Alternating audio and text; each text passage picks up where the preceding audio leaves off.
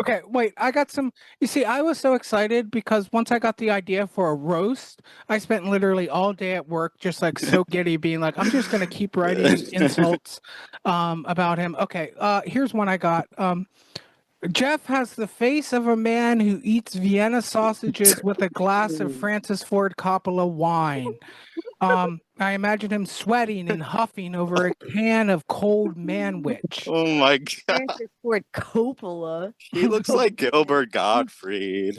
You know, you did say that he does look a little bit like Gordon Godfrey. He does look a little bit like Gordon Godfrey. What's my other one? So Gilbert Gottfried. the picture for this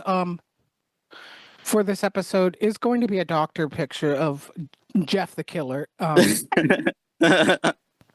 We could make him steampunk, although he already looks pretty steampunk. But this picture is so iconic to me because it is ridiculous. It is. Wait, are you talking about the one on him on stage? Yes, yes, and this is actually Jeff. Bro, in that picture, he looks like it'd be the poster for a movie, and the tagline is like, his final joke is coming. With the retard. Oh my god. What I got is it looks like a David Lynch porno parody for pedophiles. Oh my god! Yeah. Oh my god!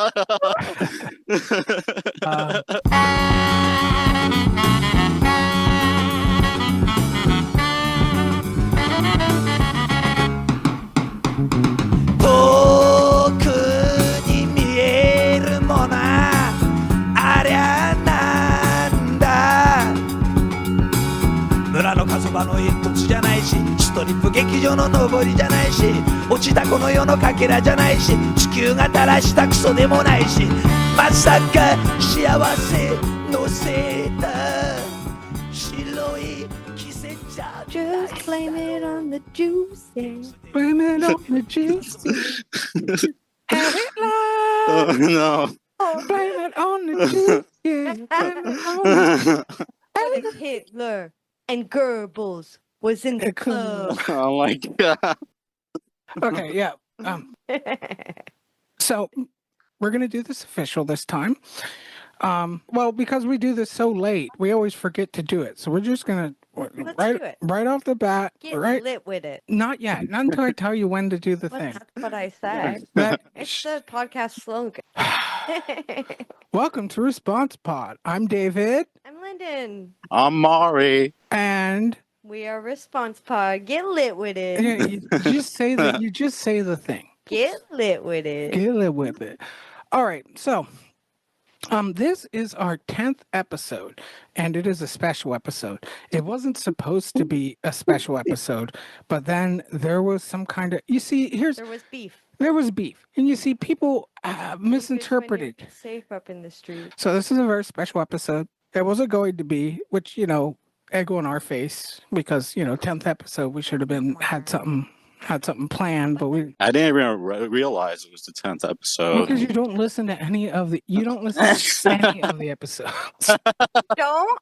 He doesn't listen to any of them. And you see, people got this misunderstanding, I think, of us because of previous incarnations of this show, which this show. It was inferior before. Now it's better. Yeah, but people got this misinterpretation that we were a drama podcast and we actually cared about drama, and because we're always saying different writers' names and stuff like that, and that wasn't our influence. But this now is we're dipping in. 10th episode special is the roast of Pig Roast Punch. Welcome. You welcome the hate. We have a history. We do. Unfortunately, for some reason. literally not. It's not. We didn't do anything for the longest time.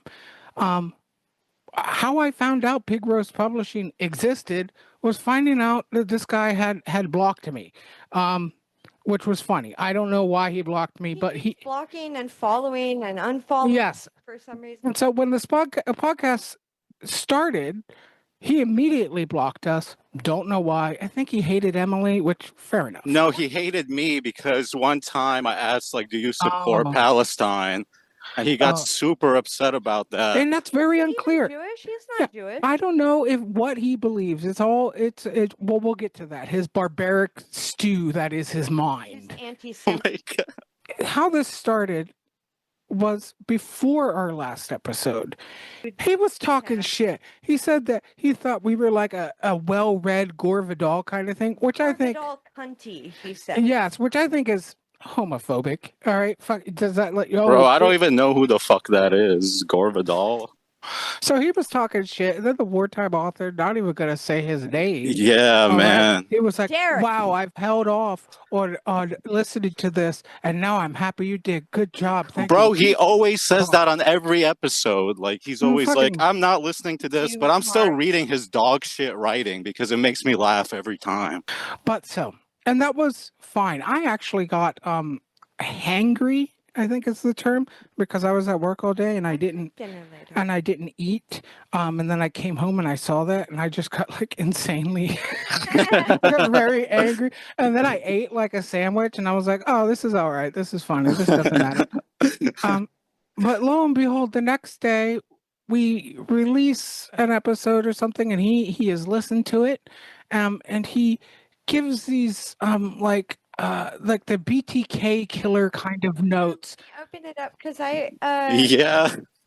opened it up in Krita because it was very illegible. Oh, it's crazy illegible. Darkened it so that I could see it better. And he has since erased these It's notes. crazy because I'm a diagnosed schizo, but like these notes are like Mhm. beyond, bro.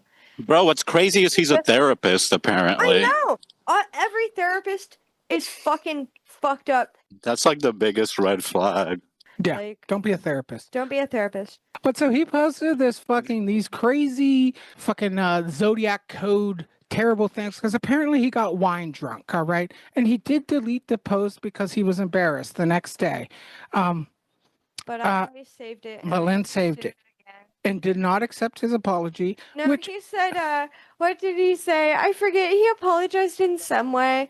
He's like, I drank a bunch of red wine. And I was like, LOL, that's embarrassing. And he's like, go ahead, kick me when I'm down. and this is like a 50-year-old man. Dude, there was a post that he made after doing God Pussy Poetry, and he was like, that was so scary because I'm like so anxious and depressed. And it's like, dude, you're like 50. You guys remember the look on his wife's face during No. that God pussy reading? Okay. There's this part in 30 Rock where Tracy Morgan says, I forget to who, but he says, you got Wi-Fi. It's like, you look sad. You got Wi-Fi's. His wife has Wi-Fi. Yeah, because here's the thing. She dressed up all nice. It was sad. She dressed up so Oh nice my and she God. just looked so much. And look, Like a corrupt gas station owner. and that was the only thing we said about him last episode that I made him upset. He timestamped you welcome to hate, but the timestamp was just for a part of the podcast where we were reviewing that Graham Irving story. It was specifically a part where you were talking about how hard it is living with out your mother and how you could never get.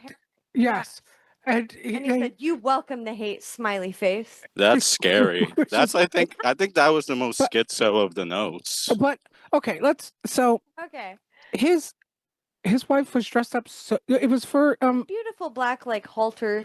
she was dressed up so nice and so fancy and she looked gorgeous and she just looked so miserable. Did And not you know, looked match. and look, we can't I can't say anything. I'm not going to say also because he's going to be one of these types of guys and I know that you know these types of guys, these motherfuckers who are just like, oh, you talked about that's too far. You talked about my wife. You can make fun of me, but don't bring my family into Make it. fun of your wife. Your wife is beautiful. You are a retard. Yeah, and it's also like one of those things that's just like shut the fuck up. It's like I'm trying to hurt your feelings. Okay, so anything I say is fine. So easy, apparently. Yes, but and like I said, I don't want to this wife, good on you. If you find something good, I'm sure he has great qualities that only you guys have. Where I'm not trying to hurt you at all. It doesn't come across. Oh my God. But from an outsider's perspective, it looked like sheer misery. And maybe that's wrong. And I also want to preface this by saying this is not about no hate or anything towards the people who are published by Pig Roast. We like most of you. And here's the thing. It's because Jeff is his name. My name Jeff. My name Jeff. he uses his public-facing publishing house thing like a personal account. Yeah, and he I'm does so that. sorry. It's That's so unappealing. that's so He's like that's so Hobart. professional. Yeah. Hobart style, old, trick ass. We're not getting on Hobart. Oh my You God. know, we're not gonna. We gotta. We can't do the Nazi thing. You know, one front at a time. Yeah, let's aim our sights at Jeff. All right. Well, my name Jeff. Okay. We told them to buy their fucking book, the We Rudy did. Johnson book. Like, we literally put money in his pocket. And he thought we were insulting Rudy Johnson, which is like, no, Rudy's fucking cool. We'll insult you, motherfucker. And you see, here's the thing. I wanted to play the bigger man in this whole thing. I even talked to Lynn where I was like, you know, this seems beneath me, whatever. And then Lynn started, and this happens a lot, where I'm believe it or not, I'm a good man. I try and just see the best in, and I was like, you know, he's drunk, he was whatever, you know, I could understand how he got messed up. And then Lynn started going over some of these notes, and there's one thing in particular that sold it to me that we should, and technically this is a roast, okay, like Friars Club roast, so it's all jokes, we love you, Yeah, Jeff. we Wink, got the wink. guns off safety. No, that's the opposite of what I'm saying. Okay. It's all it's Yeah. a roast. It's a roast. It's a roast. His influence, his but- expertise. Well, and we'll start going over these crazy people notes. You have them up? I Yeah. have them up. But the thing that sold me that it's like, very okay, you know what? Fuck this motherfucker. Is 2 separate times during his notes did he write down faggot And cross it out. and cross it out, which he's supposed to be some kind of woke whatever thing. I Yeah, believe he's he blocking is. several, and it's like fuck you, motherfucker. Don't call me a faggot. You know what? You want to call Mario a faggot? Fine. Hey, good. come You know, on. hey, I agree with you even. But No. don't call me a faggot. And it's also like, do you know Jeff specific right now, Jeff, motherfucker, do you know the pain that comes from someone calling you a faggot just because of how you are? Well, I guess he probably does. Yeah, I guess he probably does know exactly what it means to be called a faggot for it being how he is. Let's start going through some of the things. Who wants to start? Sorry, I have this zoomed in because his writing is so illegible. I cannot describe to you how terrible it is. Like Arabic written in cursive. We had to get a Fiverr account to do a forensic analysis and transcribe it for us.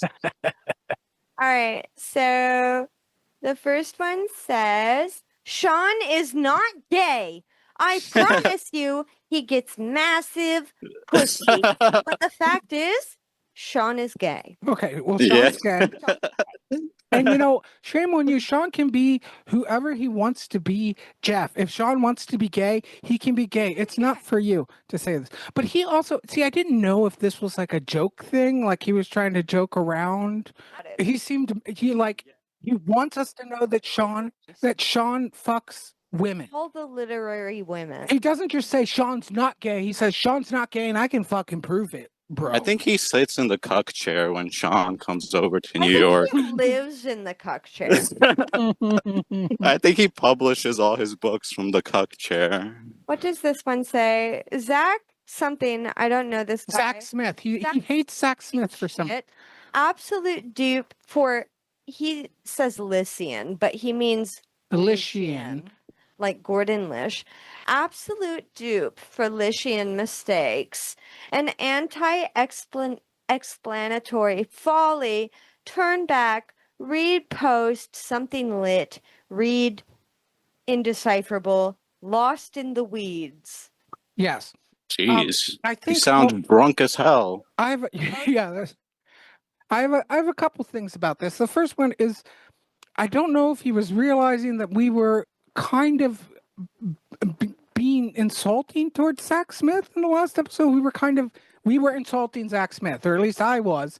Yeah, I That's said right. that Graham is better than Zach Smith. Yes, That was like a neutral statement. It wasn't like a diss. Yeah, but we were just talking about how Graham's work seems more honest and authentic than Zach Smith's does, and Zach Smith seems kind of like an asshole, which is cool. He's probably cool. He's definitely cooler than Jeff, and honestly, seeing how much Jeff hates Zach Smith makes me be like, maybe Zach's all right. You know what I Yeah, mean? I'm putting Zach over Jeff because I'm putting Jeff is putting just everyone above over the Jeff on it. wartime author for me. But this Lishian thing, and what he's talking about is Does this all like very consistently. this has been like 2 or 3 different times I've seen him bring this up.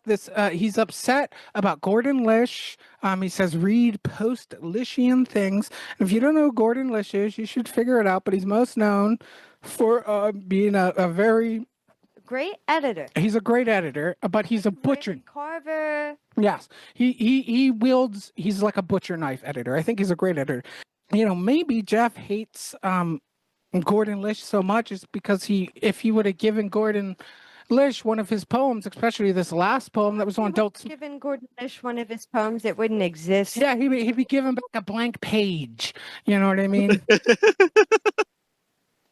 So that's weird. Go ahead. Keep going on through here. Yeah. Oh, but let me say his poem so terrible. Oh His my poem God. is so terrible. It's on Don't Submit. Who we love Don't Submit. Yeah, shout out to them, but that poem was banal. It's so bad that even Jeff wouldn't spend the money to have it printed Oh my. on his own press. Damn, dude, you're really cooking them right now. I see the steam. We're gonna do this the whole episode. Okay, what's the next note? So here's one that starts with incorrect analysis. Everyone's voice returns to baseline decibel. Wise, revealing their true nature. There is honor for once. Perhaps there is an alliance forming. To what end? What the hell is that? What? I've tried to puzzle this out, what he could be meaning by this, and I think because last episode my mic was hot. You know what I mean? My mic was hot and overblown, but the review section, because it's recorded a day later, is Better. it is better. All of us do. My mic isn't hot anymore, and so I think that's what. And I imagine him. He's just like lost in the wine thing. You know, thinking up Yeah. all these fucking metaphors and shit. I could see him like lean back on the couch and he's like holding the bottle in his hand, it's slightly swaying. Loaded 50. Just like very red. Red. Bro, he looks like he lives off like gyro meat. Shawarma. Yeah, so that's my take on that whole note. I don't know that's what I think. You want to know about you? Oh, yes. David It's just gets the name thing. pedantic for a little while. David gets pedantic for a little while. Graham Irving looks identical to David, not Jewish, but Scandinavian. What the fuck? He's going into race He's science? saying that David is Scandinavian and not Jewish. See, because first off, we never mentioned Jews in that whole episode. Yeah, seriously. So Lynn and I are both Jewish gay men. All right, surprise. I'm sorry. I don't- really sorry. I don't Israel. Not what. Boo. Well, Jeff likes Israel. I like storied tradition of anti-Zionism, by the way. Yes, but Not that I'm a Hasid. but I think Jeff was doing some investigating to see if I was really Jewish for whatever means. Thinks that Jews only have like Ashkenazi or like Sephardic Jewish names. Yes, that was my grandfather who was not Jewish. That was his name, changed in Ellis Island when his father came here. And yes, my grandfather is a mudblood. Wait, isn't your last name like Gladfelter or something? That's So I think he looked up my name, which is just weird. I did because I looked it up afterward. It's not a Jewish It's not name. Jewish name at all. Pennsylvania Dutch name. Mhm, actually. mhm. oh shit. And it could originate from Sweden, which I think is what he means because I looked it up and it says like Gladfelter, like a bright field. No, the King of the Woods or something like that. Or something related to Zurich, Mhm. which is not in Sweden, is it? Yeah, it's in Sweden. It's in Sweden. Yes. Geography's bad. I think the United States. But it's is just 20 the thing is miles. the point is it's weird. It's weird to be question. See, and then the follow up to this because I don't know why he had Jews on the mind. We didn't bring up He Jews, keeps doing it. but he's upset about the Strokes. No, he says strokes equal Jewish supremacy. Zionist band?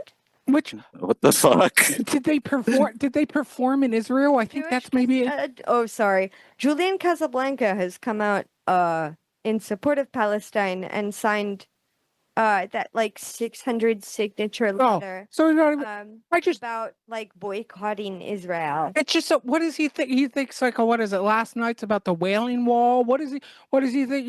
Last night I said I'm Shylock. I'm a Sherlock now. I'm a cool. Just like but here's the thing, he does this a lot where he hears something off and then he just goes off and then he blames us for it. Yeah, I mean we One gotta. But one of the things he brings up earlier is so this is probably, last episode was probably the only episode ever that we have not talked about Tao Lin, usually in a negative way. Yeah. But he got and he said anybody who talks about Tao Lin or supports Tao Lin is a rapist. Bro, let me just bring this up because I know he got this from the Rape wartime apologist. author, because the wartime author said that like I'm obsessed with Tao Lin because I replied to him like once or twice. Meanwhile, the wartime author was sending like comments on Tao Lin's like posts being like, can I send you an unscented candle with my book so you could review it? An unscented candle? That's His book? fucking weird. Well, because Tao Lin is like autistic That's about generational cancer causing chemicals. So Candles. he was That's extra real white thoughtful. trash shit to be like, ooh, scented candles, A rich. Yankee candle. Oh, that's like primo white trash mom gift. Like if you're the Like kid, your brother's former girlfriend. yeah. So if you Baby mama. if you are the child or boyfriend Love of a you, white Yankee trash candle. girl, it's like, Bitch. yeah, it's like, oh, I'm gonna get you a couple Yankee candles, and they love them. They love it. But that's cute. That's cute. I love white trash. But People who love okay, so candles. that's weird. I didn't know that about the wartime author. But so on this Tao Lin thing, I guess because we were reviewing a story on Moo Moo House, and this got him thinking about Tao Lin, which I will see, Jeff. If My name Jeff. my name Jeff and the Tao Lin rapist, if you want to associate Tao Lin with being a rapist, I'm on board with that. Okay, fine. Yeah, sure. That's funny. I think it's very funny. That's one point I will cede to you. But I do think it is strange because we did not talk about Tao Lin at all. And I guess, hey, guys, if you are publishing with Moo Moo House, even the writers we like, you publish on Moo Moo House, I'm sorry, you are aiding a rapist pedophile. He's the Jeffrey Already. Epstein of online lit. Tao Lin or Jeff? No, Wait, Tao Lin. wait, Jeff is like. What about my name is Jeffrey Epstein? To note after is Sean is not gay. He fucks all the literary women on demand. And then the note after that, so blah blah blah. Jordan Castro is a dry drunk, but instead of alcohol, it is for heroin. Rude thing to say. Rude thing to say. Long-term brain damage from years of long addiction. And then he says, God despises all of this. Holy shit, dude. Like, he hates, like, people with mental illness. He is a fuck. I'm protected and loved by God. God talks to me every day. I talk to God every day. I've seen things that I think this is abled on disabled violence. Just a weird shot to take. Yeah, I mean, Jeff has a real vendetta. I don't know. He hates him, I guess. And he hates us, I guess, but it's Yeah, everything's our fault. I'm sorry. I'm sorry. Jeff. He's like manipulative. Jeff is like an abusive therapist. There is one thing I remember. He made a note because we had a story about a coworker of mine. Val? My coworker Val, who for the first time encountered what a steampunk guy was. And this made Jeff very upset that I didn't explain being steampunk. Explain. And I should have welcomed him in and maybe knowledge. Yeah. And I just want to say this. I live in inner city Detroit. I'm the only white guy for like 2 square miles. And so I am essentially an ambassador for my race. And Okay. and steampunk is basically what we would call a cognito hazard. I don't need to let Val know what steampunk is. I don't need to embarrass the white race anymore. You know what I mean? I got to see him every day. And if he knows, like, he will see me, he will see my pale vanilla face, and he will immediately think of cogs and gears. No, but some black people some black people love steampunk. See, that's the worst case scenario, that I introduce him to and then suddenly we have a 65-year-old black man who's spending all of his Family Dollar checks on gears and top hats. You know what I mean? Show you how to be the man, how to be the boss, how to come through with 7 coats to the gloss. Show you how to be the man. Show you how to be the man. Show you how to be the man, how to be the boss, how to buy the car, how to buy the house. Show you how to be the man. Yeah, show you how to be the man.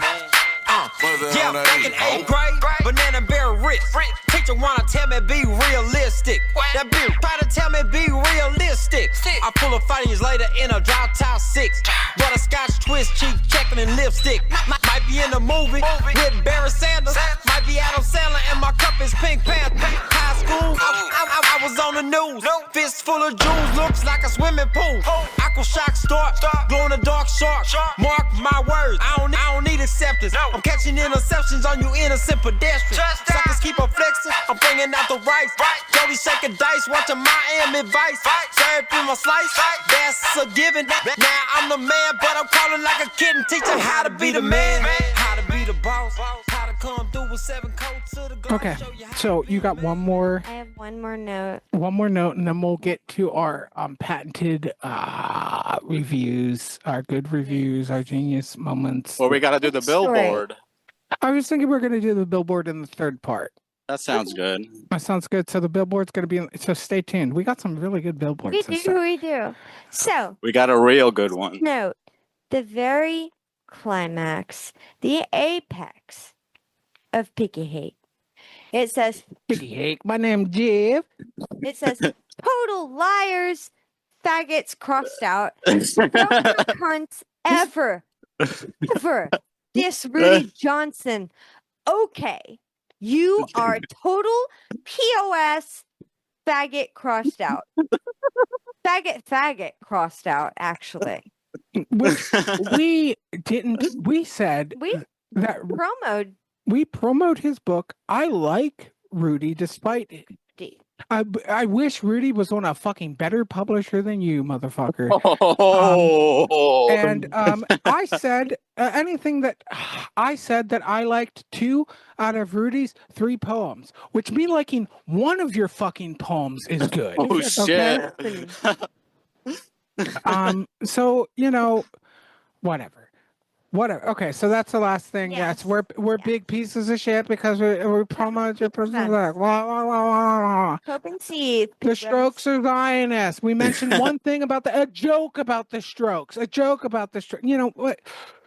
Jewish demons, but David's also simultaneously non-Jewish. Yeah, what is this deal? Is he anti-Jewish? Is he Faggots. Is he against Jews? Is he for Jews? Is he Zionist? Is he I don't not? know.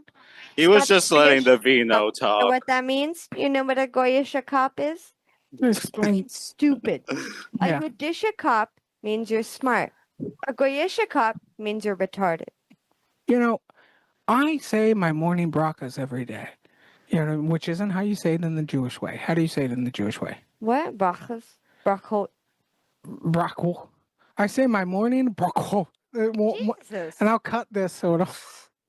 But I do. I fucking pray every day. And these motherfuckers Googling my name to see if I'm a real Jew. Fuck him. Okay. We're done with this. Beckmann. No, you don't get to. I'm the host. Get to? Why do it? So, we are reviewing today a story by Jon Doughboy, who is a friend of ours. Disclosure there for audience, like we're not trying to be biased, and also for John, we don't hate you or anything. I hate it. Yeah, I mean he's my opponent, but I can't hate him. Yeah, so there's this fun little thing that happened at the beginning of the year called Lip Battle, and it was just a fun little Pokemon kind of joke. I think Mari maybe started it, who knows? Yes, this was my patented creation where it's Now- one story at the end of every third month, so it's 4 stories in the year. Yes, and so I want to preface this review with 2 things before Mari gets to say his piece. Is the 2 things are, first, we decided to review this story before the results of the Lip Battle, which came out yesterday as of recording. We're recording this Tuesday. And the second thing is, I did not want to do this. I thought it was a thumb on the scale.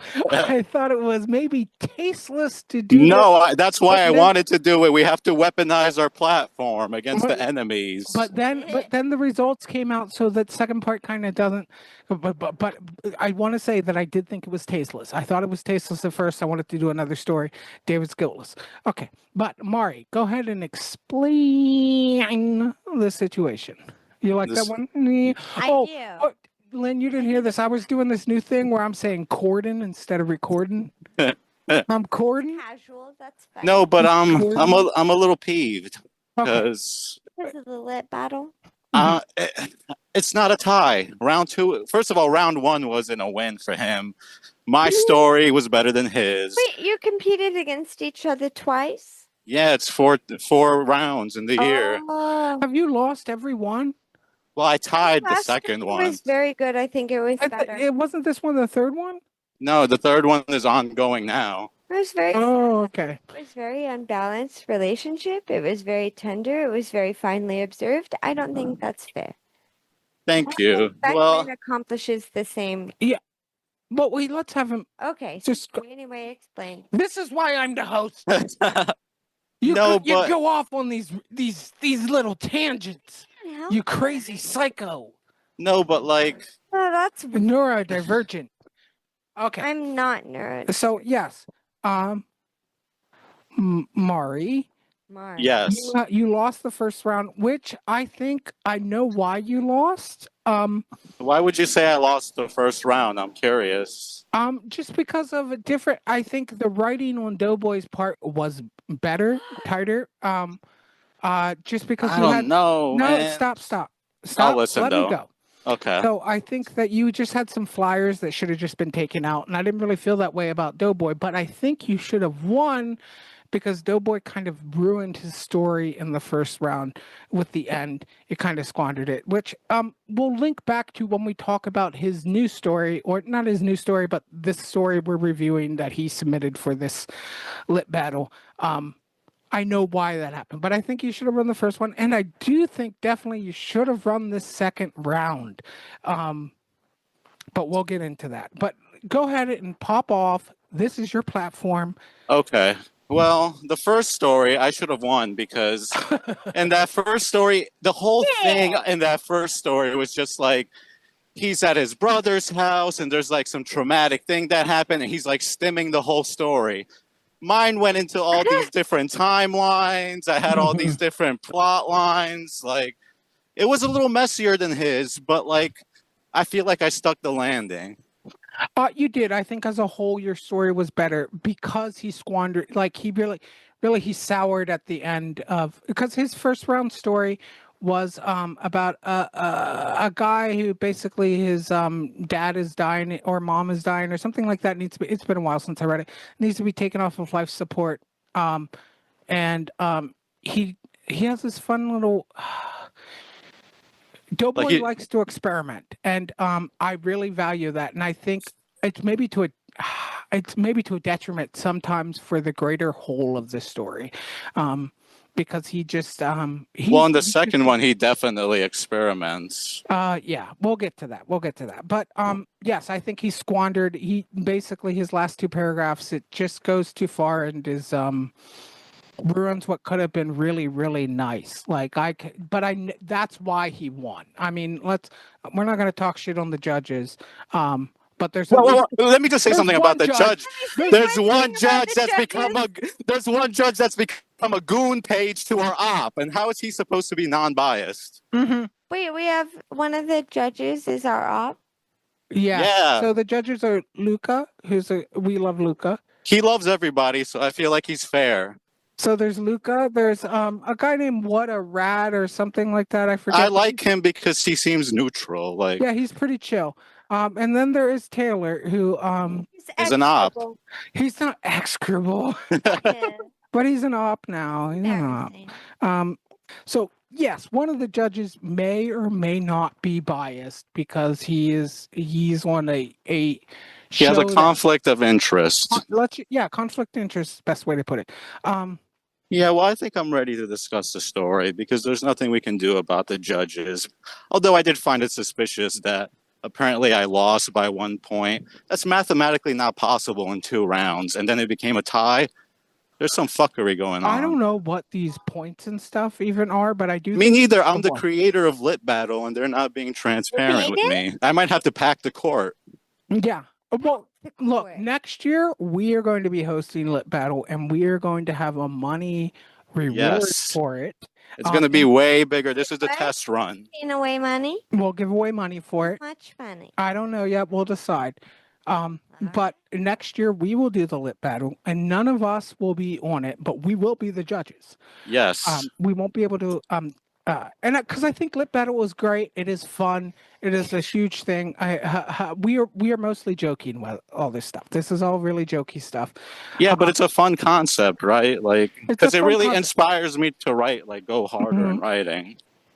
And I think the important thing is criticism, because this is such a this whole seed feels a lot like a writing workshop, but without the important things of a writing workshop, which is telling you what's not good about it. And it may seem like a conflict of interest, especially with Mari being my co-host. I also edited his things, but I went very hard on Mari's drafts that he sent me. He did. He was like, this is corny, this is lame, and I appreciated it. Yeah, he 'cause- cut out whole fucking paragraphs because I told him to. And so maybe you could say it's a conflict of interest because maybe my sway was on there, but it's just I just care about people writing well, and I think Mari should have won.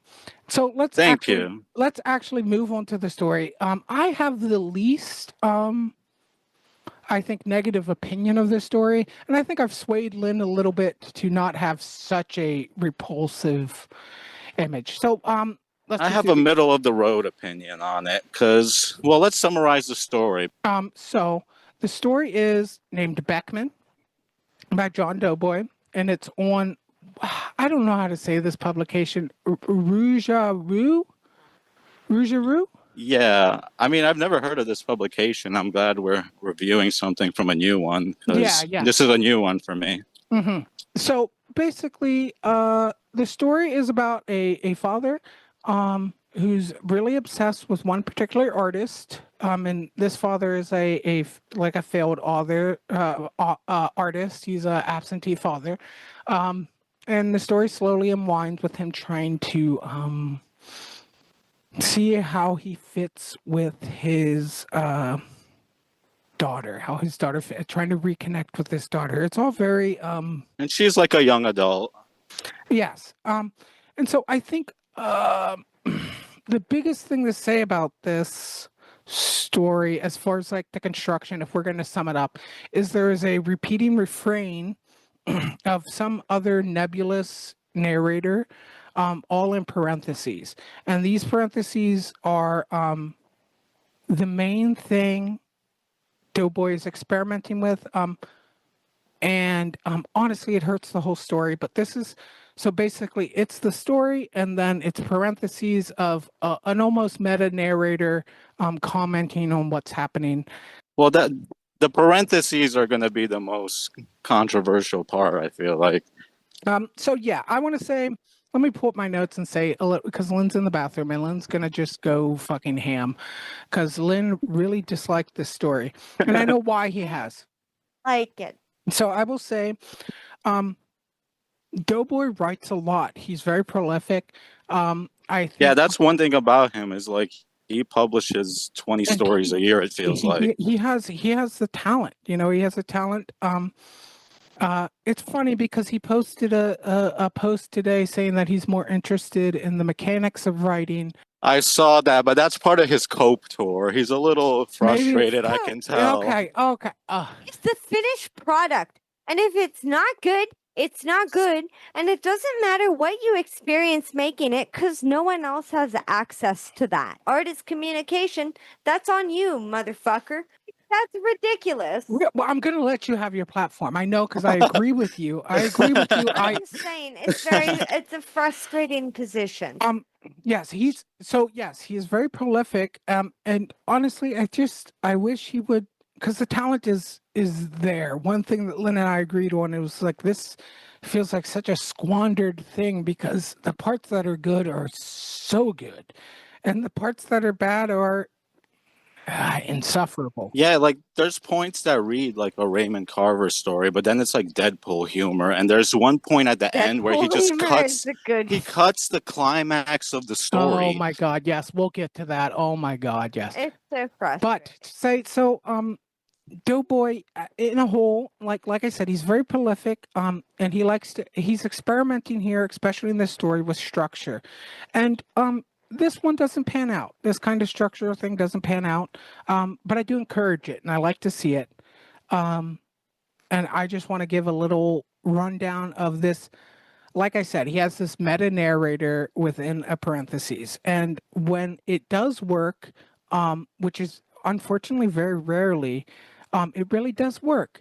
This meta narrator parentheses commenting on the story, but when it doesn't, it damages all the times it does work. It makes them all suspect. It makes even to the extent that they no longer work. The parentheses voice tries to do too much without any kind of distinction. Yeah, it felt like an intrusion. Yes, and like here's a takeaway. It's kind of like Hitchhiker's Guide to the Museum, is if I could give or like New Yorker Punk, like one of the New Yorker cartoons came to life and is now speaking to you about this good story that's being written, and then they are just chiming in with this garbage bullshit stuff. And so, well, that's really negative. All right. That sounds really negative. So, but how come, and like I said, he's experimenting with this. Let's try and make people better writers. So how can this be fixed? Perhaps using other tools, maybe italicsing lines, or maybe M-dashed off lines. If this is the direction he wants to do with these, because I don't know if he knows that this voice is, first off, mostly insufferable, but also isn't coherent, and comes from all kinds of different things. Like you can make all these different conflicting voices, distinct voices with different tools, like I said, like maybe italics or M-dash lines, because I think they're all supposed to be inside the main character Max's head. Well, I got the impression, because like the Castro story, where I kind of got where he was going with the dashes, I kind of got the sense of what he was doing with the parentheses here in this story. Mm-hmm. But, and I guess it's like, I kind of got it like we're in the museum looking at this story while Max is at the museum looking at the Beckmann. And it's like, because I think there's even a part in the story where he's like, people will look back and they won't have any context for like how this piece was made. So it's kind of metafictional, but it's kind of like Hallmarky though. It's kind of metafictional, but it doesn't go enough steps. Like I said, like if you've read Hitchhiker's Guide to the Galaxy, or if you have watched the movie, even just that, like the way that narrator chimes in, is basically how this narrator does. Well, from the first line, it's I really don't like the first line parentheses, like not Beckmann, not the Beckmann. They undermine the entire fucking story. I feel so frustrated because it's like fucking arrogant to do these parenthetical things where you're making fun of your main character and taking all these like witty quote unquote little jabs. Yeah, they feel very uppity. They are uppity. And then you expect me though to feel for your protagonist and to feel genuine feelings about him and his daughter when you've spent the entire story also undermining him as a character, how I'm supposed to feel, my ability to relate to him. And it is so fucking irritating to me. Mhm. It just makes me Insufferable. out. It's insufferable. And And it's not, it's a faux deepness. it's not, none of the parenthetical stuff is funny or interesting or worth it. It just feels like a guy who thinks he's smart giving his little peanut gallery shit. What I will say that for the most part, yes, I agree with you. The times when the parentheses work is the times when it is doling out different kind of facts about the things and stuff like that. Those things work. I don't know about that because that's become kind of a trope now too. But that's fine if it's a trope, if it's done well. It's not That's done true. well. But it is not That's the done. thing. is None of that- the parentheses are done well. It's a waste of time. It's a waste of my time. A waste of the writer's time. From this whole story, I remember the most the things that are not in the parentheses, and then Yeah, me when I too. think about the parentheses, I just think like Deadpool Ugh. comments. You see, this is a controversial thing for you, Maury, but I feel like if he would have ripped out the good parts of this story and reformed them, there's a content here that could have beat you. But I don't know if he's interested in that. Like I said, it's a failed experiment. It's a failed experiment. But you can learn from this, and I'm happy that it went through because the parts that hit really do hit. But yes, like Lynn was saying, they get so undermined. And I don't know if he knows how insufferable and how But they are. stupid They are. this fucking parentheses meta narrator is.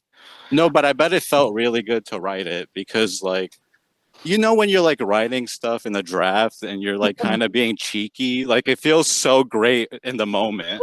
Feel good when you know you're.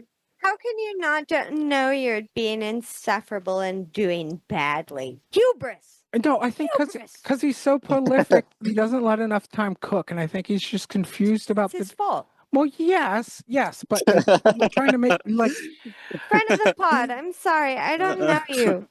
yeah, but like you don't, John, you don't know the direction you're trying to take things, and I like the risks that you're taking, but without that cohesion, you can't make a greater thing. Which if you're not interested in, like you say you are, that's fine, dude. That's completely cool. I will keep reading your stuff, but it's like similar to the first story that 'Cause was. He's not a bad writer. Yeah, I think he's a great writer. Yeah, he's good and he cares about prose. It is. So it's extra frustrating because you know he's talented, but he's making all these choices that undermine the emotional impact of this story and make me unable to care about this protagonist that could be very finely drawn because he's clearly Mhm. put effort into it. He sees him as a person, but he does so much to undermine that impression on part of the reader. So I think that's enough preamble. Let's start getting into the nitty gritty. So I'll start leading this. I'll just Please. start going through my notes, and if you guys want to chime in, that's appreciated. Let me see. So first off, while we're talking about the piece as a whole, I already talked about how maybe this could be fixed with different conflicting voices, maybe. But I don't know if you realize first off that the meta narrator is fractured as far as like who he supposedly, because we don't know who he Yeah, is. because first it sounds singular, but then they're like it's beyond our purview. Yeah, not only with like the like point to point like word usage, but just like the tone and opinions and stuff. And I don't know if he realizes how insufferable some of the shards of this fracturing is, and that the insufferability undercuts what all the other shards are doing. I think ultimately there's just not enough groundwork done to support it. And I don't know if the writing could be arranged to support the weight of that concept. This is, like we said with the Graham Irving story and how he avoided this. This is the shores of conceptualism. Are you going to wash up upon it? And like I said, I like because John is a step above most writers we talk about and talk shit on, because he actually cares about telling a story and writing. So his kind of experimenting that he is doing is something I support. He cares about characters. This is Compared- next level. Like, this Yeah. isn't some child's Well, play. you see, that's a little too gracious. It shouldn't be next level. This should just be the fucking standard. But he cares Yeah, about but for telling our a story. scene, Unfortunately, yes.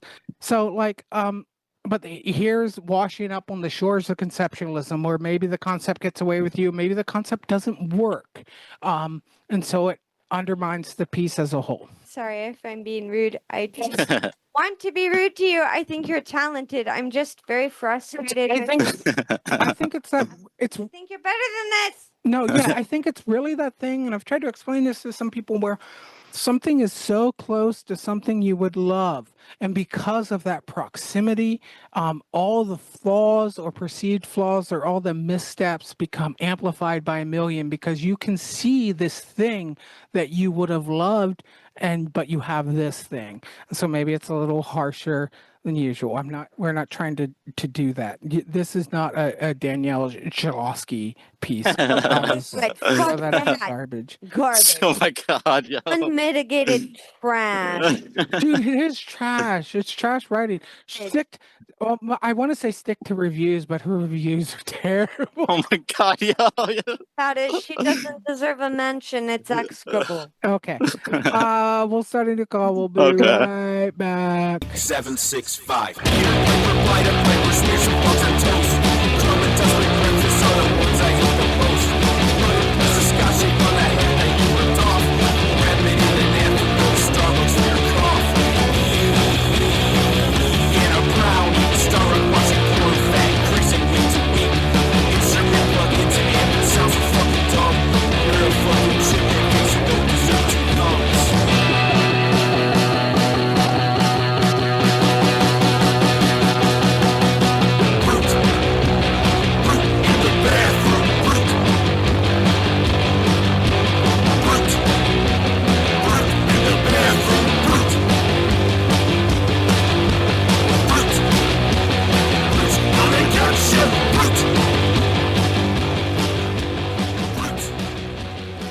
The daughter, I think, is actually a much more finely drawn character than Max.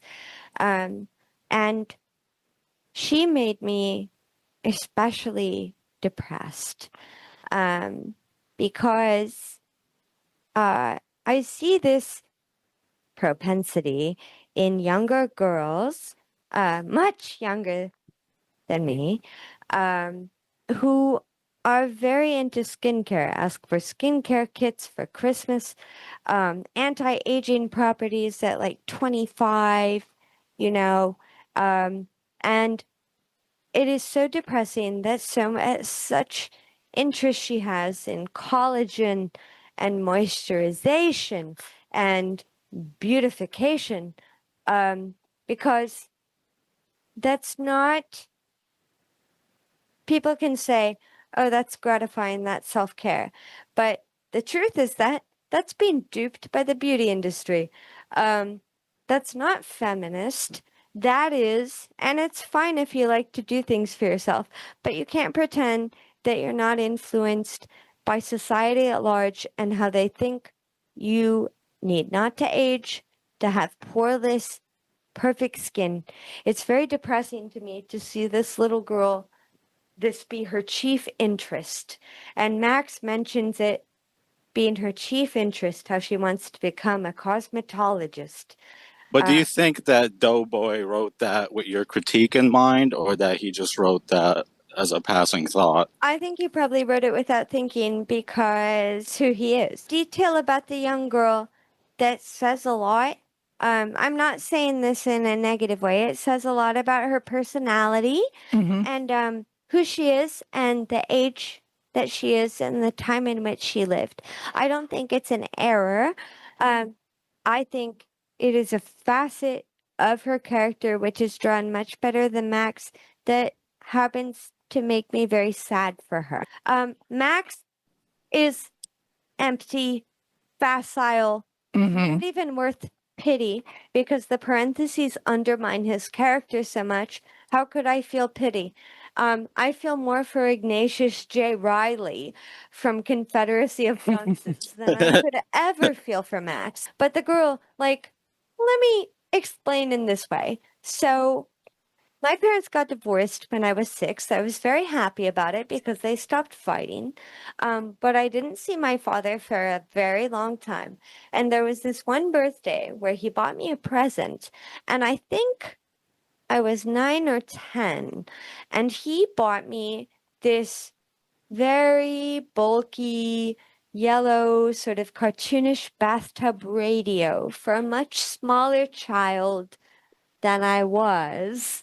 And that is Max to me. Mhm. It seems very Max coded. It is not that he doesn't care, it's that he doesn't know her. And this is expressed in this story that he doesn't know Mhm. her.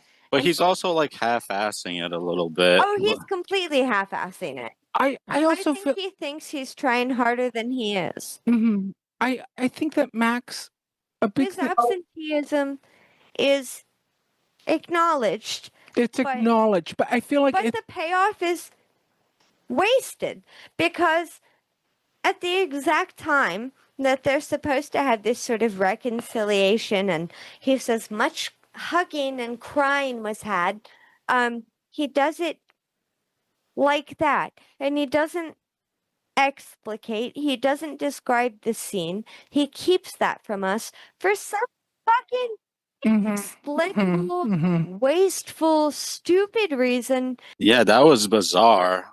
It cheats the whole story. It robs us of any sort of emotional reaction to these characters. It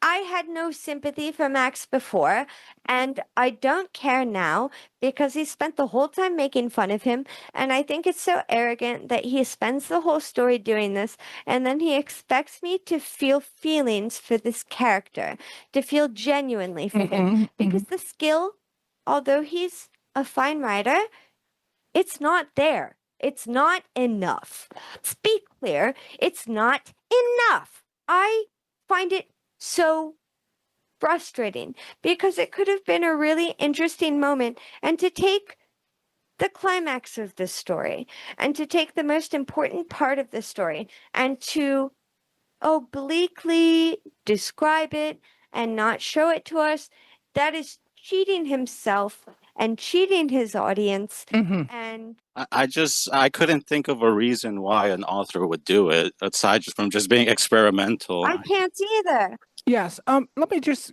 So my notes say completely shits the bed because there's one paragraph. It is like the fucking like fourth to last paragraph, and the other paragraphs are very small. It's basically the climax of the story, and he says. We confess to deleting a scene. This is in the parentheses. We confess to deleting a scene here. Obscuring may be a better word because it is happening, has happened. You're just not seeing or hearing or reading or feeling it. We thought our father-daughter duo deserved some privacy for their first moment of genuine connection in years. Suffice to say, hugs were had, tears were shed. Stop prying. This is well written. This is well relayed. The question is, why would you do this? Why would you do this? And this is why, like I said before, Hitchhiker's Guide to the Galaxy feeling. You know what I mean? Well, it introduces a lot of rules that this like parentheses person has that they could just cut things. And it felt again, it was like an intrusion from the author. And not to go back to me, but when I was writing blues, I was trying to get rid of all intrusion. I was trying to get rid of all intrusions of the author. No, well, that's the thing. I think I think Doughboy moves too fast and doesn't think about what he's trying to relay and get because he produces too quickly, maybe. Which is admirable. Which is fine. I just think, like I said, washed on the shores, conceptualism. Let's get into some nitty gritty stuff here. I think. Let me just take out some of the core things here. The thing that is so annoying and so insufferable about this narrator, besides not quite knowing, first off, who they are, what they're supposed to represent, is this the writer? And I think he kind of tries to play with that of you not knowing this, but it's just like it's just kind of it's kind of useless. The biggest thing is it opens up cans of worms that it is not equipped to deal with. Just all over the place. Besides there's little trappings of seeming to know what they're talking about as far as art goes, but they kind of don't. You know what I mean? It kind of seems like a I hate to say this, but like a Google search kind of thing. Yeah, I was thinking the same. Like, it's very surface level details, and I don't mean that in a like Mhm. talking shit way, because we're not going to be experts on everything, but it sort of did give like that wiki vibe. Well, David is an expert on almost everything. And there's some specific things like there's a part where it talks about this is so fucked up. Sorry guys, but there's a part where they talk about a prairie house style. Frank Lloyd Wright, the famous architect, he says the mother's house is a prairie house style, which that the style is called a prairie school style. Mostly because houses aren't really built this way unless it's like a flex of wealth, especially if you have an original right. But the thing is, so this kind of thing is usually big, lots of horizontal lines to kind of make you think about the prairie, make you think about the northwest. And I don't think there's a lot of reasons for the specifics of this besides to show that you're kind of smart. Although I do like the detail that his disciples had built this this prairie house, which is prairie school style, just because it's based in Ohio, and those houses are exceedingly rare in Ohio. I think like only the Westcott house. But that's another thing though. Like, why are we even talking about houses in a story called Beckmann? It should just be Beckmann, and the focus should be Well, Beckmann, and the no. parentheses should be Beckmann. The parentheses should be gone. Well, look, okay. First off, the parentheses should be gone. And the reason we're talking about this is because it's in the story. Okay, so we're talking about that. No, but I mean, like, why mm, would he include a different field of study entirely? Well, it's just art stuff. Okay, Yeah. it's like to impart some kind of knowledge of art, but that's a really hard line to walk because it's easily just a shell form. It's easily just a smoke screen. And I'll talk more about this. Like, there's so many pushes towards like hints of meaning, and let me see, let me go through my notes here. I think Jeff Snyder should have edited this story. Jeff Dunham should have edited this story. I With think the Jeff puppets? Buckley should have Jeff edited it. Buckley. Why? How do I get into this? So Beckmann is as an artist, first off, it is drawn that Max first liked Max Beckmann because they have the same first name. And I think, go ho hog, this is a nitty gritty kind of thing, whatever. Just make them both have the same exact name. It's stupider, it's funnier, if that's what you're going for. Boom, there you go. I mean, he pretty much does, but But he- it's just Max. But Yeah. think of this. This is he opens up a can of worms that he is not not ready to really address, and it's just open to, I don't know, sound whimsical, sound smart. This is also why I've said Hitchhiker's Guide to the Galaxy, because Hitchhiker's Guide to the Galaxy opens up these philosophical questions, but the conclusion in a jokey way is always like, you can't know, so it doesn't matter. But that is you can't do that in this because there's literally a computer that tells you a nonsense answer for the meaning of life in Hitchhiker's Guide to the Galaxy, but that's not in this story. So let me take this. This is, of course, in the parentheses, which almost should all be cut or really edited and worked into the real story. So, and perhaps that's what we were, strangers to each other and themselves. Beckmann himself wrote that we still do not know what the self really is, this self in which you and I in our various ways are expressed.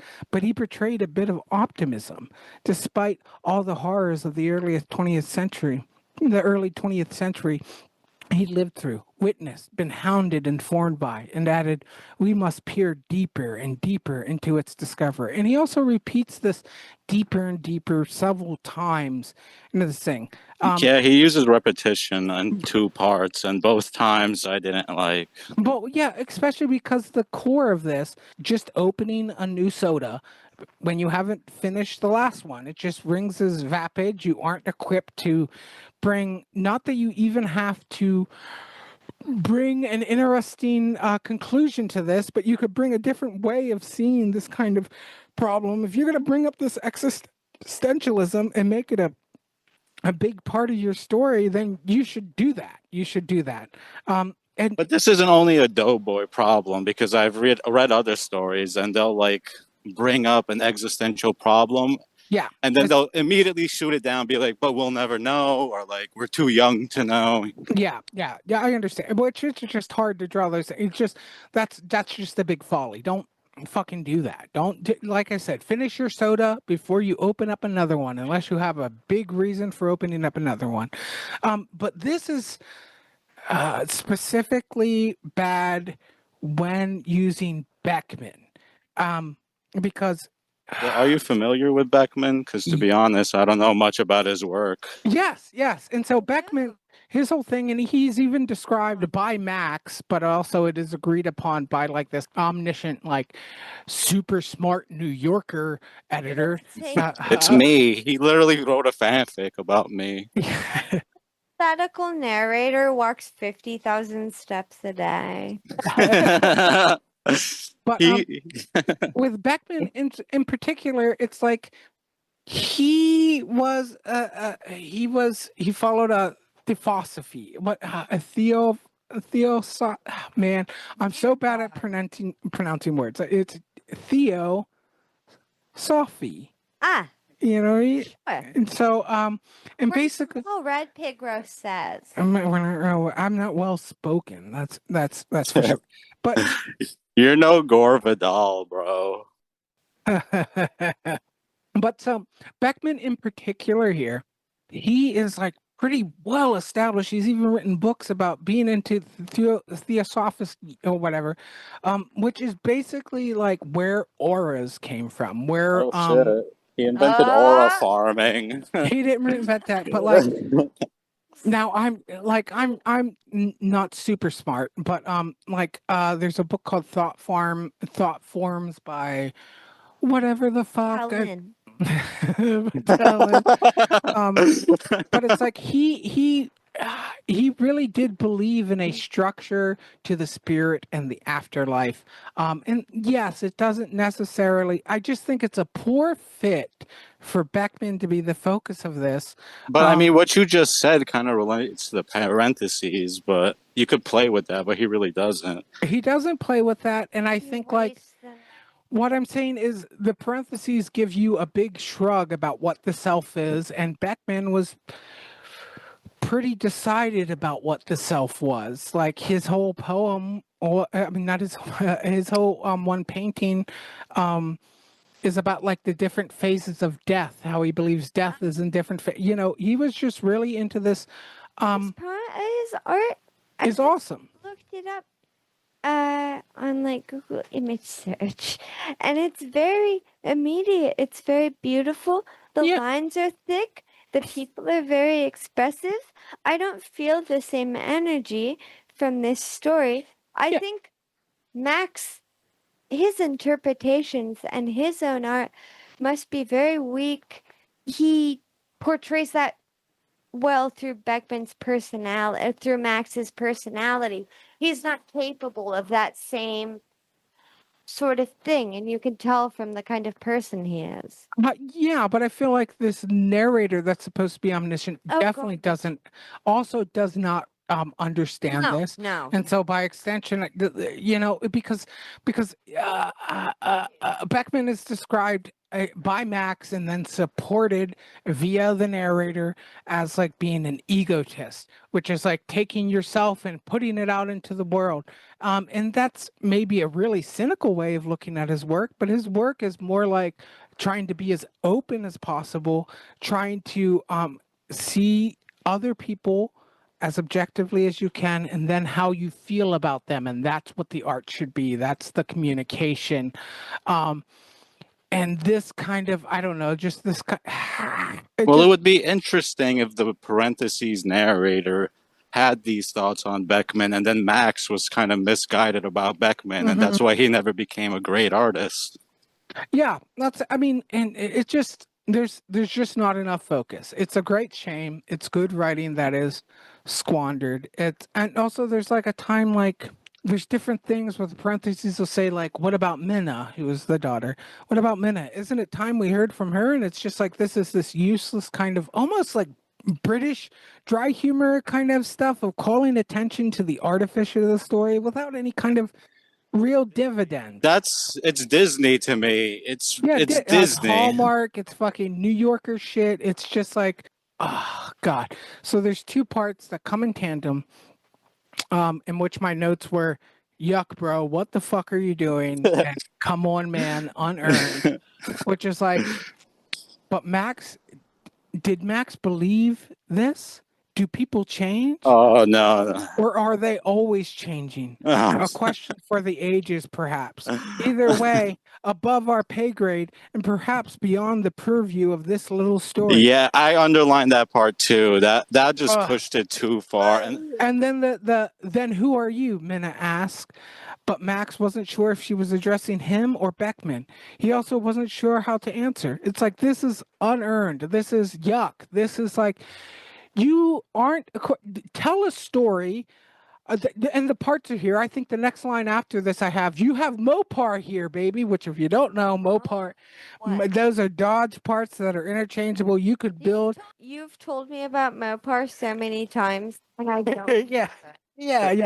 Remember this specifically. But like, you have the parts. You have, without this fucking shitty narrator thing that's supposed.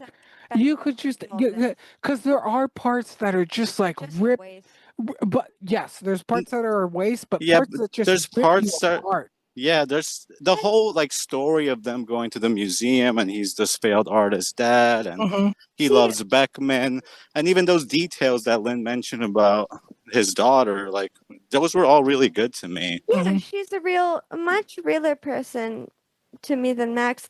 And I will say, what I do appreciate about this story is that there are characters. Yes. And they are definable characters. And so many stories that David sends me or that I read from like these like alt-lit whatever, I hate everything I see except like Anna Krivalopoulos and Graham Irving, and those are the only two stories. And David And Godfrey. yes, and me. And David and Mari.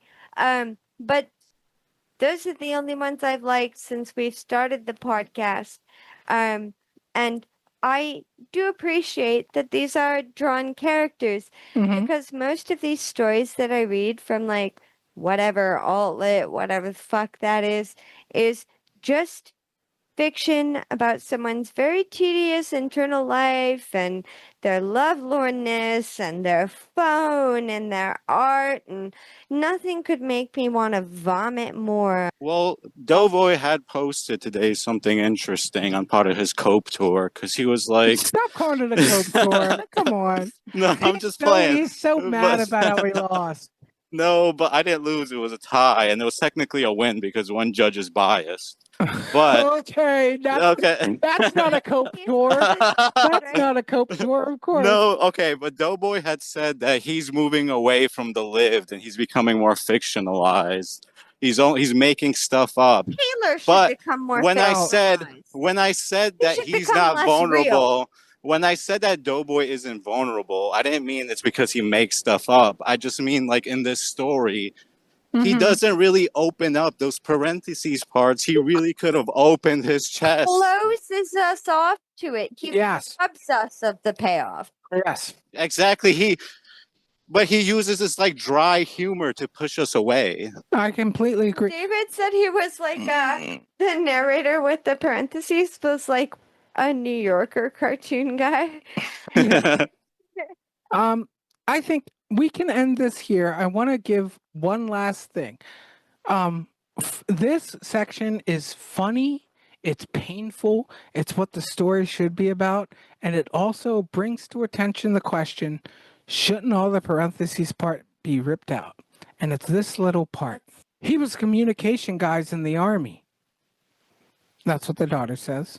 Okay. Max says, making art can feel like waging war, Oh, like communicating, Max said. Minna laughed, though Max hadn't meant it to be funny. That right there is your core. good. That's so good. That's so, and it's just like that, all the stuff that this narrator is trying to do, which also isn't, I hate to say this, and I know Mari said this was stupid, but it's like, it is important what you put in a story, and if you don't know what you're talking about, don't put it in. Words are sigils, ideas are sigils, magic is real, magic is real. But yes, it is a shame. It is very great writing that is squandered. Doughboy, take more time with your pieces, although I respect what you're doing. Because you got some real, like I said, you got fucking Mopar here, baby. You could have a fucking thing.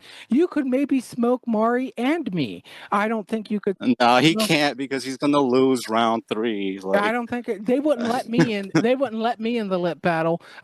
Here's the thing about the lip battle. I wanted to be in, and I challenged someone, and they backed away. yeah, that was some pussy shit. Like, Okay, so let's get done with this review, and then we can finish up this fucking podcast. Because you listeners don't know, but we have no air conditioning in our big ass house. We own one fan, and in order to record, it has to be turned off. So Lynn and I are sweating so much. I'm sweating too. I'm walking. I'm goose stepping in the heat. And we're sweating. Oh my god. Okay. And so we'll do our final thoughts here. Doughboy, Mopar. You have Mopar here. The story. Thank you for the story. You are doing great. I'm excited to see more stuff from you. And I think, in the context of this just being an experiment, I wholly support it. I think that's awesome. Keep doing. Yeah, This didn't work out, but Yeah, Doughboy, you're cool. I mean, you should stay safe on the next round because I'm gonna smoke and you. stay But safe on the net. It's a dangerous. but yes, when you're starting to put together your collection, which just seems to be what most people are doing when they publish these stories, really we work the shit because there is something great here, and you have ruined it, and you ruined your last story the Oh my same God. way.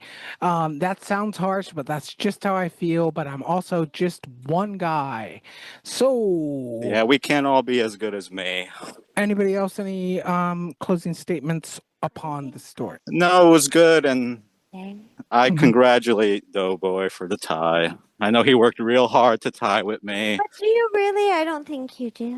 No, not really. I mean, I should have won, and I'm a little sassy about it still, but he's a great author, and I'm glad he's my opponent. Okay, so it is Jon Doughboy's story, Beckmann, with 2 N's, out on Rougarou. Go read it immediately. It's a nice summer read. Don't do it. You should have read it before we started this. Once again, I know we didn't say it, but you should read the story because I don't know what you're getting out of this besides us arguing. Okay. But yes, go read the story. See what you think. It is on the long side. It wasn't that long. It was like 7 pages when I printed it out. What you see, you are. He's a barbarian. He measures things in. He does like these measures stories in printed pages. Which is, what are you talking about? Bro, I print out all of these stories and I write notes on them and Yeah, I staple them together. That's interesting. Yes, I gave Mari a story of mine to read, and I read it and I wrote back. I wrote back many no. notes. This was the story. I remember that. The one where it was like 80 pages when I tried to print it out. And you see, this is what David does. This is why David doesn't publish very much, is because I don't have, I do what a story needs to do. I put your head on the telephone line that brought your voice to me, disembodied and cheapening everything it used to mean. when you said the truth shall set you free. Oh, you lied to me when you said the truth shall set you free. The freedom to be alone with the freedom, the freedom to be alone with the freedom, the freedom to be alone with the freedom, the freedom. Thursday, 10 p.m. Hello, dear listener. You have reached the last leg of the response pod. I'm David. I'm Linda. Mari. I'm Mari. All right, so we're gonna do some little housekeeping things, I guess, house cleaning, whatever whatever the Chapo guys say. So, two things. Well, three things. Whew. So, first off, I'm looking to hire a clips person because my husband is schizophrenic and works all day on his little comics that he draws for Tumblr people. And Mari works full time in New York, and that's big and important. And I am burdened down with so much garbage all the time. So I'm looking for someone who will make clips so that we can post these clips, and I will pay you $10 to $20 a month to make small clips of our podcast. So if you are interested in doing it, if that is you, email david.responsepod@gmail.com. That's first order of business. And that's a pretty good fucking deal, I think. Yeah, and I'll double it. So Don't double it. no, No, okay, no, we gotta no. delete that shit. You can pay half. You can pay half of what Yes, I pay. I want to contribute. Because I don't want to pay $20. If I'll pay $10, and you pay 10. Yeah, I'll pay 10. That sounds like a great deal. Mhm. And that person gets $20. That's like I don't know. Mhm. That's a breakfast in the city. $20. $20? Like no, it's like 15. Man, if like, I lived in New York, I would kill myself, and I would kill as many people as I could before I did that. Horrible and lame to live in New York unless you were born there. Like for Mari, it's okay and cool. But if you move there from somewhere else, you're gay and stupid. yeah, I Fucking- agree. You're a stupid idiot. Idiot. And there's no reason for you to be there. I want to be in the art scene. I want to be in the art scene. I'm going to college. 25 and I want to move to New York and go into the art scene. It's like, are I you want to go to serious? Sovereign It's like, House. bitch, do you have the internet? use the internet? Use the internet. Okay. So, first point. Second point of business, I am going, or we all together, we as a unit, are going to start a Ko-fi. Is that how you pronounce it? Kofi, I think Ko-fi. I have one for my comment. And I know this podcast has a history of money grubbing, and that We don't. We're the new podcast. we're the new podcast. Is here now, and Linden doesn't money grub. Not that you know of. He does secret little things. That's crazy. Money grub. Hmm. People just like to give me money for drawing. People draw him like fan art of his comics that he makes, and Oh, like, that's super cool. it's very nice. But so, Keep a folder of compliments and fan art people give me. but anyway, yeah. So he's a big That's deal over sweet. there.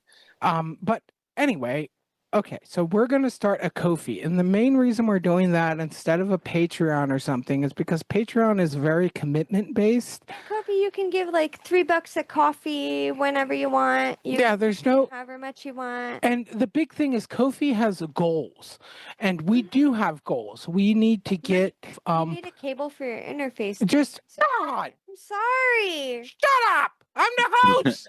Emily's gone. I'm the host. Please go. So they have. I'm sorry, baby. I love you. I love you too. But they have. So what we need is we basically need like some kind of interface, so that because Lynn and I run through the same audio because my interface is fucked, and I think that's basically it. So that's a new interface and maybe like an Ethernet cables, just so that I can separate things and make things better. And also, I just want a way that people can it's like a tip jar that you can just donate, which is Yeah, it basically could just be a sweet gesture. Like I said, it's less commitment. It's less weird. Yeah, I mean, Patreon is too much because, Yeah. like, who are we even to Mhm. expect? We're a little baby podcast. This is just like putting a donation cup. Yeah. But it's just I don't know. It's just weird, dude. We do this because we like to talk to each other, Yeah. and I guess that's the main reason. And then the kind of auxiliary reason that just happens by happenstance is that I think it's good. Oh, I want to promote people's work. I want to talk about people's work. Yeah, and it gets me reading stories more than Me once too, and yeah. tossing them away. And you don't have to listen to us or whatever. You don't have to listen to our advice or what we think is good. West for liars, for shills, and we're Yeah. Jewish I'm- supremacist Zionists. My name is destroy- Jeff. I'm Jeff. My name's Jeff. My name's Jeff the Killer. Well, we have a breaking news segment because he posted a picture of him smoking a pipe and the smoke I was saw obscuring that, his and face. I posted a picture in the DM of a big helmet guy from Berserk. He liked the post about me dying. I think he's really an Wait, op. what post about you dying, honey? Because I made the post, I was like joking, and I said that there's a lot of writers who have a bottle of liquor for the day that expat announces my death, and he liked it. He wants you to die, bro. And he probably looked at the bottle. It's like some $500 bottle. That has you blocked, doesn't he? Or is he just No, not he follow? unblocked me, then he followed me, Like I then he said, he unfollowed me. He's Talk a sh- ditch pig. But so, like I said, we're just we like to have fun. We like to joke around. We like to talk to each other, and that's the number one reason. But number two is we all want to take your writing seriously, and we really care about writing. And like I said, you don't have to take our opinions, but if you do take one thing, it's like you should think about how you're writing, and how important it is. And so that is the service. I hate to say service, but that is what we're trying to provide. And if you agree with that, you can give us a little bit of money, but you don't have to. We're still going to keep doing this. But also, the pod gets late all the time because, like, I don't get fucking paid to do this, motherfucker. It takes me like fucking 8-9 hours to do this shit. All right, I do it because I like to do it. But if you give me money, then I got 8-9 hours to do it. Okay, but anyway. Okay, so now we're on to our shilling segment from my name Jeff. From Jeff. This shilling faggots. Faggots crossed out. But faggotry is fine. Sean's gay. I like that like Gay though. faggotry is like a skill tree option. It's like I have skilled into Bro, I faggotry. haven't heard someone say that in years. That's some deep. I have said it to you. Really? I said it to you. Oh shit! I just haven't. I don't know. I haven't Because he lives internalized in New it. York. No, it's because yeah, I'm in New my York's woke woke. era. All of that, all of those words are blurred to me now. I'm woke all the time. You are awake to such a bro. I sleep 3 or 4 hours a day. He's in crazy. blocks. He's so insane. I sleep like 1 hour after I take my morning medicine, and then I sleep like 2 or 3 hours somewhere. Okay, whatever. All right. So now, billboard. This is the billboard. This is okay. And what is the billboard, Lyndon? You said you were going to do this part, so do it good. Pitch it. Okay, so what is the billboard you want me to say? No, what is it? Dude. This is. How do we always blow it? How does it always get blown? We talk about what we're going to do, and then it gets blown. But what just sent me? No, yes. Okay. But no, stop. You describe Okay. and sell the billboard. What is the billboard? The Response Pod billboard. The billboard, you can submit whatever you want. Complaints, death threats, declarations of love, advertisements for your stories, whatever you want. It doesn't matter. We will take them. You can donate to us if you want. You can also pay us no money. What is the email address for it? David.responsepod@gmail.com. So if you have anything you want to say, anything at all, send us a billboard at that email address and we will say it on the pod for you. And if it's like a plug for your shit, We like can't read whole stories. okay, yes, Yeah. that's the thing. We won't read whole stories. We'll read little segments. Shit. But if don't say shill, we're against shill. He says shill. He says, "Yeah, my name's Jeff. Jewish. I think that's why he thinks we're greasy kikes and Shylock. Well, my name's Jeff." My Okay. Jeff thinks I'm a greasy Jew. But so man, I can't believe Billboard takes 30 minutes to do. Okay, so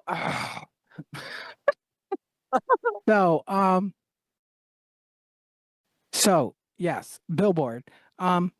If you send like a plug for your work, that will go in our post. You know what I mean? When we're like, when we post it on Spotify, when we post it on YouTube, when we post it on Twitter, we will send a link to your work as well as part of your post. But if it's not kind of stuff, whatever. But this week we have a great selection. I think it covers all the bases of exactly what we want the billboard to be. There's a self promo. There's an erotic a chat, like a paragraph of some kind of erotic biography, Wonderful. and then there is just basically a declaration of war. Who wants to go first? I think I'll start with this one. Who sent this? Do you know who sent this? Do you know who Mr. Drizzy is? Okay, let me just read it. Our first billboard reads, quote, "With the helpful collaboration of the Response Pod team, the following is addressed to the editors and collaborators of Post Pop Lit, chiefly its central figure, Wallace Barker. It has come to the attention of associates of mine that the online periodical Post Pop Lit, who has been hosted by this very program, have yet to respond to the critique levied by my friend, which was transcribed by yours truly and attached to the comments section of Chloe Wheeler's page in the most recent issue, postmarked June 27, 2025. This is most regrettable, as the editors and proprietors of said online periodical have expressed, on this very program no less, the desire for discussion and the creation of new methodologies to move past the paradigm of pop.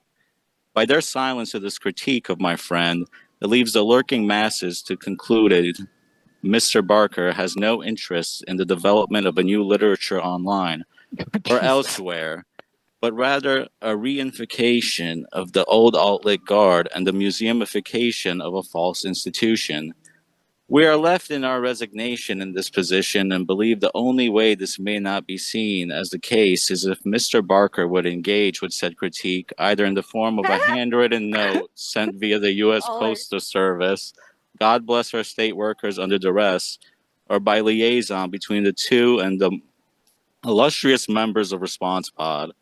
All engagements would, You of forgot course... the private dinner part. The private dinner's important. It's Oh, very snap. important. Go back. I'm sorry. Let me just reread that.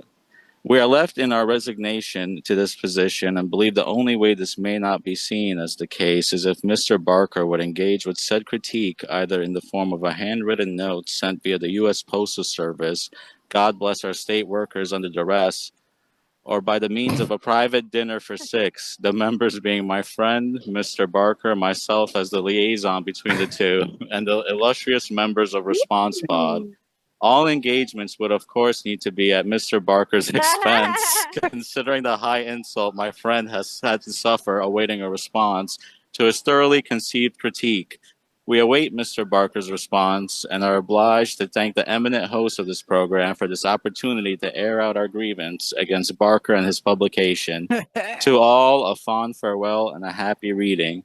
Sincerely, Mr. Dizzy and friend in anonymity. Postscript.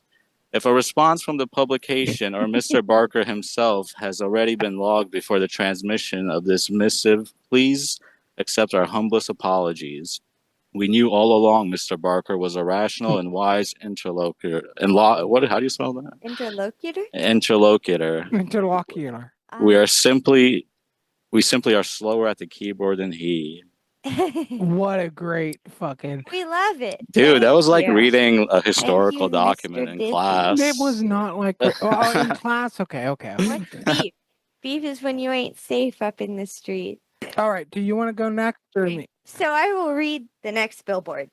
And this is our biggest sponsor is going to be serializing his erotic memoirs, A Life in Lusts, through our billboard program.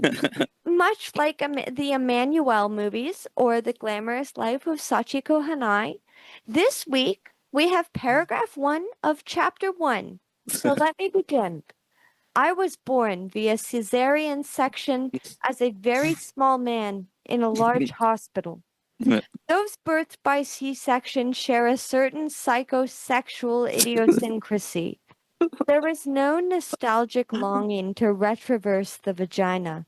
Instead, in sex, there is a futile desire for a deja vu that can never arrive. In sexual congress, one is preoccupied, thinking, this doesn't remind me of anything.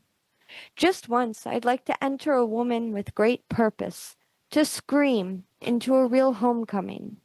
But I do miss the womb. Thus, I take twice daily a hot bath. Wow. I was entranced. It was wonderful. Excitedly await the next installment. Yeah, I'm actually hyped for the next installment. Dude, I've been trying to get him to publish forever, but he literally says, for quote, he says, I don't want to be involved with any of these fucking people. Every time I tell him to publish, that's what he says to me. But he's one of the best. He is. Thank you, Will. Very Thank you. sexual. Patronage. Thank you for your life in lusts. Thank you for being my friend, buddy. So I have the last billboard. This is a self promo by Hannah Smart. And she has a story out on haveshad.com called That's a good publication. yeah, I like their little banner of the skulls. That's nice. And they have like a nice thing with the acceptances because they'll have like do it at this time, Mm-hmm. Oh, that's very good. different shticks. Like it's Mhm. interesting. But so this story came out September 14th in 2024, so last year. A few days after the greatest tragedy that ever happened in the entire world. This story is called A Story in Which Something Thank Happens. fucking God. And here at Response Pod, we would like you to go Read and read the story. Tell me what you think. And here's her little message. Hey, David, I'm a fiction writer trying to garner more of a readership as well as a home for my novel. So expat, go check that out. You know, other people that I know who will publish novels. Go check Hannah. Go check out Hannah. Yeah, definitely. So, you go read Hannah's story. She has a little bio. She's been published in West Branch, the Harvard Advocate, Wow. Puerto Rico de Sol, Smoke Long Quarterly, and Cleaver, among other things.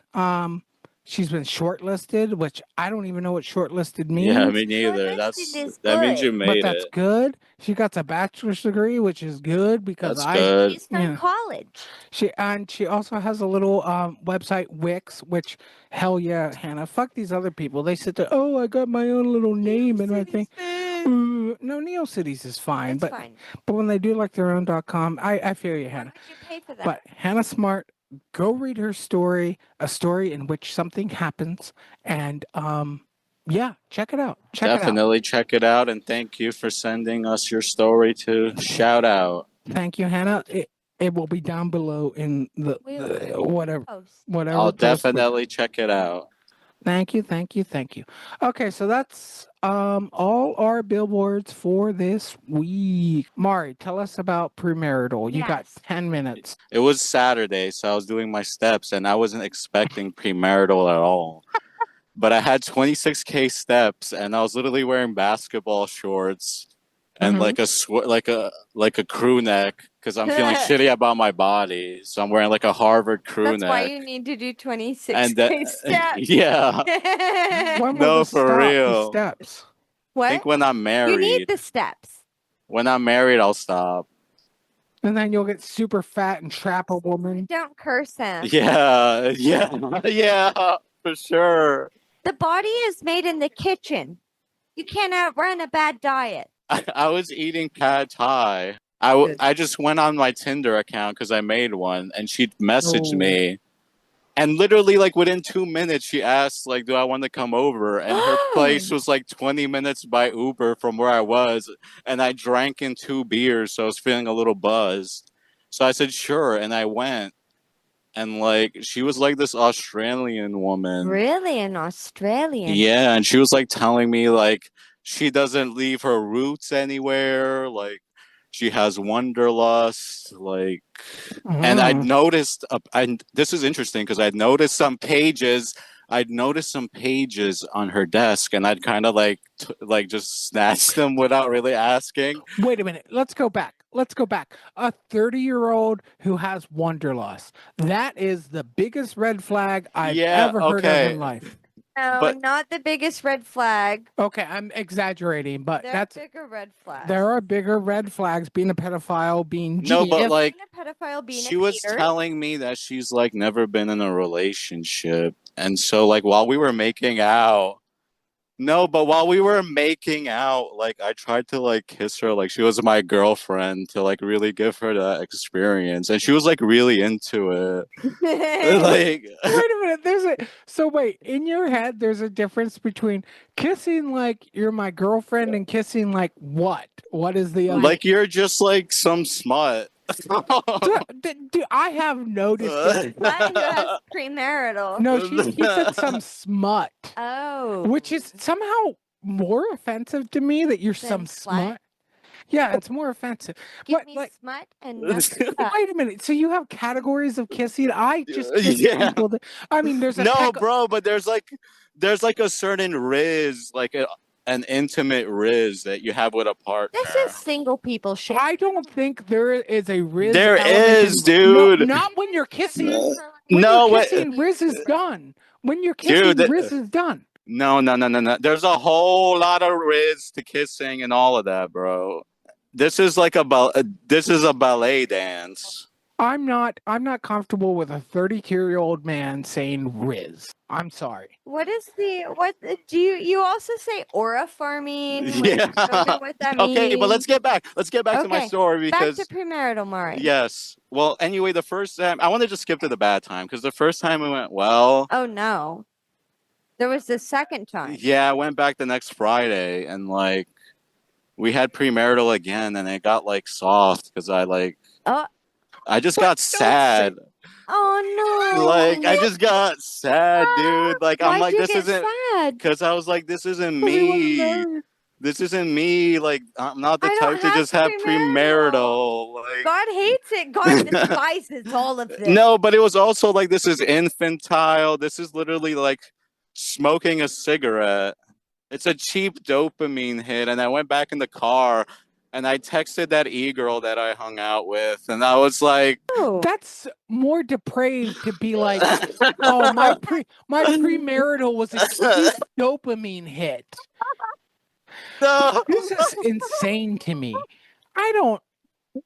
no. You should not. First off, you should not say on your podcast that you are like 1/3 owner of. You should not say I got soft while having sex with this girl. But it's one true, thing- dude. No, okay, but this is good. This is a good thing. This is a good thing Is because getting soft neurodivergent? no, but look, Hmm. this is a good thing Hmm. because she said that I don't look like Charlie from the Whale, and she said that I don't have a micro penis. What the fuck? Did she? Are you joking or did she really say that? No, because I was like, she said that I have like a good size member, and I said, oh, that's funny because I why'd think she I have a say micro penis. You weren't like Charlie from the Whales. What? Because I You asked are having it. bad sex. What the fuck is this? Right! Ha! Huh! Been down and out for the longest time, sipping on bottles of Frosty Jack.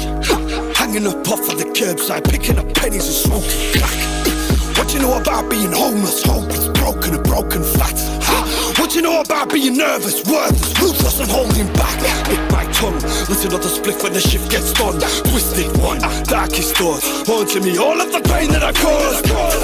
Ghost in the shell, broken in, hoping they throw me in jail. Blood in the ring when they're ringing the bell. Sad I go clawing my way out the well. Back from the dead, ripping out the plug of the back of me bald head. Tripping up the rock and I whack it before bed. Never wanna stop and I want it to all end. Can never get enough and I suffer from demons. Sending me to cut and deliver a warning. Feeling like I'm severed, I'm lost and mourning. You know my kids' guys at night they calling. Lies! What you gonna do when the big bad wolf comes knocking at your door? How tell me that? Didn't even care for the money no more. Rack it up then blow it on crack. Notes wrapped up tight in a tube black shape when I sniff those packs. What you really know about losing everything that you have and then making it back? Slit my wrists, cut my veins, drain my blood, drown my shame. Grab that shotgun, cock that back, aim it at my head top, fuck my brain. I don't wanna feel love, I don't wanna be loved, I just wanna feel pain. I don't wanna feel joy, I don't wanna feel trust, just make me pay. Racking up fines, black leather trench coat covered in shite. Back to the friend zone every night, and I can't get a woman despite how I try. No replies, how was your day just fine? How was your life just fine? Are you okay? I'm fine.